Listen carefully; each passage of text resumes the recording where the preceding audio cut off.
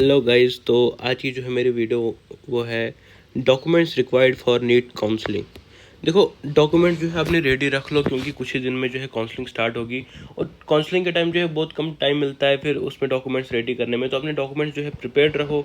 ये जो है जब कॉलेज जो है अलॉट होगा उसके बाद जब कॉलेज में जाओगे वहाँ भी एडमिशन के टाइम यही डॉक्यूमेंट्स लगेंगे। तो क्या डॉक्यूमेंट्स कैसे बनाने हैं वो सब डिस्कस होगा इस वीडियो में, ठीक है। तो इसके अलावा जो है मैं एक और बात बता दूं आपको, मैं जो है खुद से जो है पीएमएल प्रिपेयर कर रहा हूं। तो उसको जो है कुछ दिन लग जाएंगे, लेकिन मुझे आपकी सपोर्ट की ज़रूरत है। उसके लिए तो मेरे चैनल को सब्सक्राइब करके रखो। मैं पीएमएल लाऊंगा, उससे और पूरा क्लियर हो जाएगा 600 प्लस कितने बच्चे हैं ऑलमोस्ट।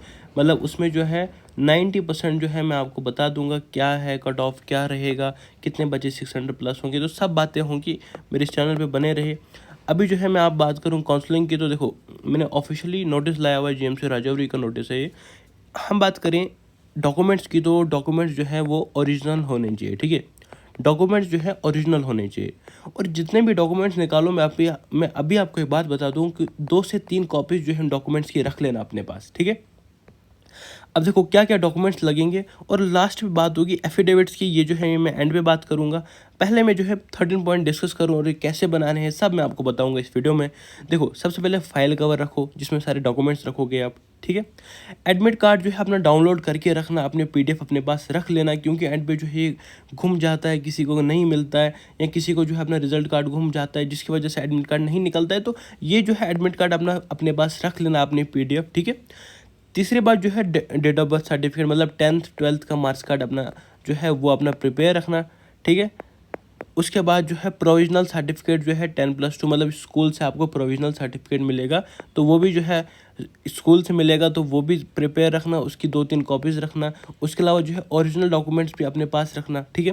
ट्रांसफ़र सर्टिफिकेट ऑफ 10+2, देखो ये भी स्कूल से अलॉट होगा ट्रांसफ़र सर्टिफिकेट, तो ये भी जो है फॉर सीबीएसई स्टूडेंट्स के लिए है ये, तो ये भी जो है स्कूल से मिलेगा, ये भी प्रिपेयर रखना। डोमिसाइल सर्टिफिकेट किस स्टेट से बिलोंग करते हो तो वो भी वो जो है वो भी प्रिपेयर रखना।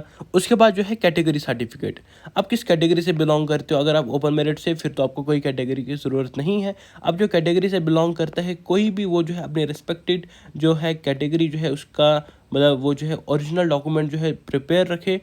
तो ये जो है ये सब जो है आपके फाइल कवर में जो है डॉक्यूमेंट्स आ रहे हैं। इसके अलावा हम बात करें करेक्टर सर्टिफिकेट, देखो करेक्टर सर्टिफिकेट की बात करें वो जो है वो कॉलेज स्कूल से मिलता है, ठीक है। लेकिन वो करेक्टर सर्टिफिकेट जो है 6 महीने तक वैलिड होता है, ठीक है। करेक्टर सर्टिफिकेट जो है 6 महीने तक वैलिड होता है। अब किसी ने ड्रॉप लिया है 2-3 साल का, वो जो है वो ये करेक्टर सर्टिफिकेट उसका स्कूल का नहीं चलेगा, उसको पुलिस स्टेशन से करेक्टर सर्टिफिकेट बनवाना पड़ेगा या अपने स्कूल वालों से बात करनी पड़ेगी, तो वो अपना करेक्टर सर्टिफिकेट उनको जो है मतलब अलॉट कर देंगे उसका करेक्टर सर्टिफिकेट। तो ये जो है ये पुलिस स्टेशन से बनेगा। अगर स्कूल से पास आउट हो जस्ट और आपका फर्स्ट अटैम्प्ट था, अगर 6 महीने नहीं हुए हैं आपको स्कूल से निकले हुए, तो आप जो है अपना करेक्टर सर्टिफिकेट स्कूल का चला सकते हो, ठीक है। उसके बाद हम बात करें माइग्रेशन सर्टिफिकेट, देखो माइग्रेशन सर्टिफिकेट फॉर सीबीएसई के लिए होगा एंड कॉलेज स्टूडेंट्स। अब कोई बीवीएससी कर रहा है, देखो डिस्चार्ज सर्टिफिकेट और माइग्रेशन सर्टिफिकेट की मैं साथ में बात करूंगा।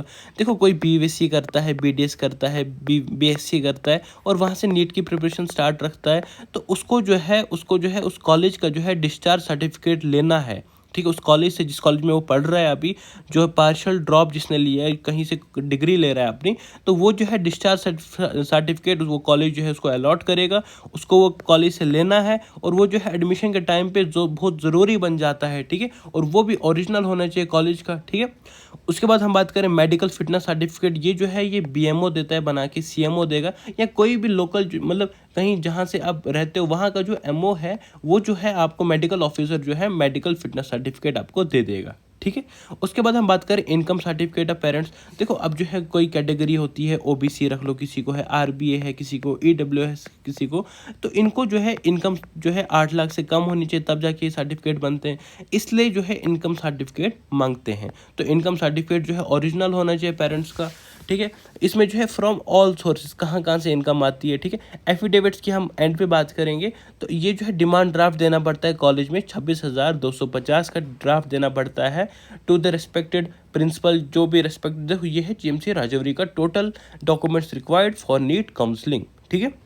अगर हम बात करें जीएमसी जम्मू की बात करें तो उसमें भी जो है यही डॉक्यूमेंट जो है है medical fitness, domicile, allotment letter की बात करें, जब किसी कॉलेज में आप अलॉट होंगे, वहाँ पे जब आप जाओगे तो वो कॉलेज की तरफ से आपको अलॉटमेंट लेटर मिलता है, तो ये जो है ये भी कॉलेज की तरफ से मिलेगा। ये जो है खुद से बनाना है। मेडिकल फिटनेस बीएमओ देगा। प्रोविजनल जो है स्कूल से मिलेगा। करेक्टर जो है स्कूल से मिलेगा अगर 6 महीने नहीं हुए। ट्रांसफ़र सर्टिफिकेट, ठीक है। माइग्रेशन सर्टिफिकेट जो है ये in case of passing 12th class exam है अदर देन जेके बोर्ड जो है, जैसे सीबीएसई वालों को बनाना। आधार कार्ड होना चाहिए, देखो एक्स्ट्रा पॉइंट यहाँ पे, आधार कार्ड होना चाहिए, कोई भी आइडेंटिटी प्रूफ होना चाहिए, Aadhaar card, PAN card, driving licence, passport, ठीक है। डिस्चार्ज सर्टिफिकेट होना चाहिए, इनकम सर्टिफिकेट होना चाहिए, एफिडेविट्स। देखो इसके अलावा मैं, देखो फिर बात आई फिर से एफिडेविट्स पे, ये मैं एंड पे डिस्कस करूँगा और ड्राफ्ट की बात करूँगा, ठीक है। देखो इसमें भी यही है, ये है हमारे जीएमसी डोडा का score card, 10th 12th provisional, character, discharge, category, migration, transfer, gap affidavit. देखो ये इसकी मैं बात करूँगा। देखो कोई जो है ड्रॉप लेता है 2-3 साल का नीट, और 12th के बाद 2-3 साल हो गए होते हैं उसको जो है फिर कोर्ट से गैप सर्टिफिकेट बनवाना पड़ता है। किसी भी लोकल कोर्ट में जाएगा, वहाँ से जो है गैप सर्टिफिकेट बन जाता है 50-100 रुपये में। तो वो जो है वो उसको बनाना है, और फर्स्ट क्लास मजिस्ट्रेट मतलब तहसीलदार वगैरह का साइन होना चाहिए उस पर।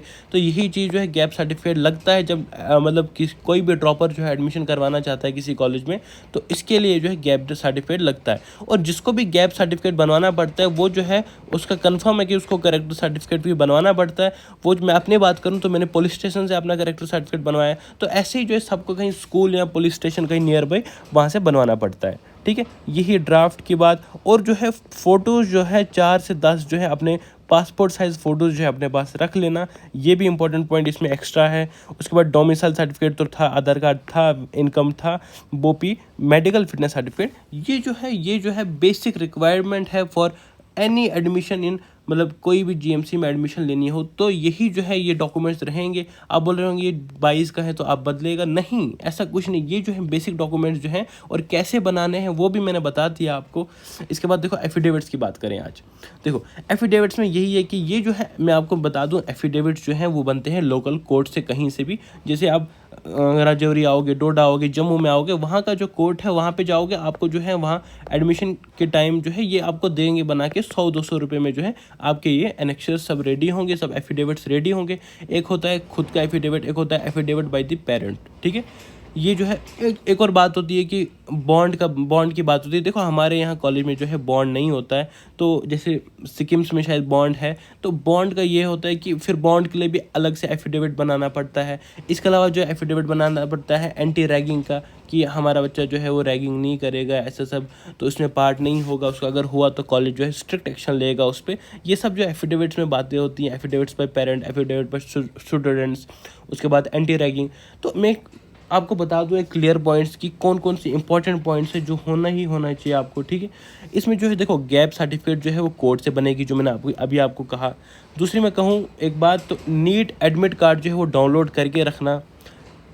ट्रांसफ़र सर्टिफिकेट और school leaving certificate and migration certificate issued from school, ठीक है। ये स्कूल से मिलेगा, टीसी और ये क्या बोलते हैं माइग्रेशन सर्टिफिकेट। डॉक्यूमेंट्स रिक्वायर्ड जो हैं वो ओरिजिनल हैं, ठीक है।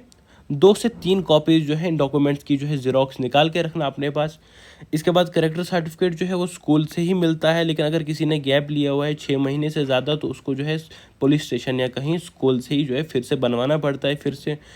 इफ़ गैप सर्टिफिकेट, जिसके पास भी गैप सर्टिफिकेट जिसको चाहिए होगा उसको करेक्टर फिर से बनवाना पड़ता है, क्योंकि गैप जो है 1-2 साल का होता है और गैप सर्टिफिकेट बनता है कोर्ट से, ठीक है।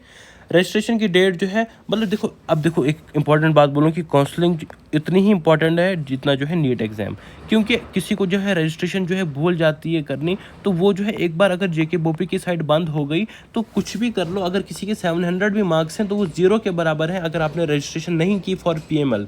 जैसे सीट मैट्रिक्स हमारे निकलेगा और रोल नंबर वाइज लिस्ट निकलेगी, उसके बाद जो है रजिस्ट्रेशन स्टार्ट होगी, फिर पीएमएल निकलेगा। ये रजिस्ट्रेशन जो है ये करना ही करना है, अगर किसी को मिस हो गया तो इसलिए जो है मैं अभी वीडियो बना रहा हूँ ताकि आप डॉक्यूमेंट्स रेडी रखो अपने।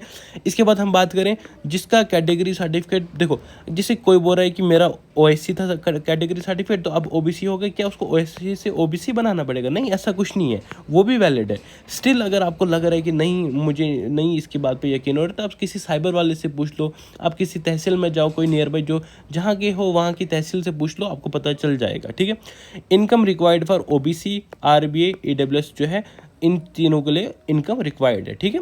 इसके अलावा मैं बात करूँ तो देखो कोई जैसे एसकॉम्स में एडमिशन लेना चाहता है तो वहाँ का जैसे P&B बनाना है तो उसको जो है 72K से कम उसकी इनकम होनी चाहिए, वो तभी बना सकता है। और HM किसी को बनाना होगा हिंदू माइनॉरिटी, तो उसके लिए जो है उस स्टेट से वो बिलोंग करना चाहिए जहाँ पे हिंदू जो है वो माइनॉरिटी में है, तो तब जाके वो जो है वो सर्टिफिकेट बनते हैं, ठीक है।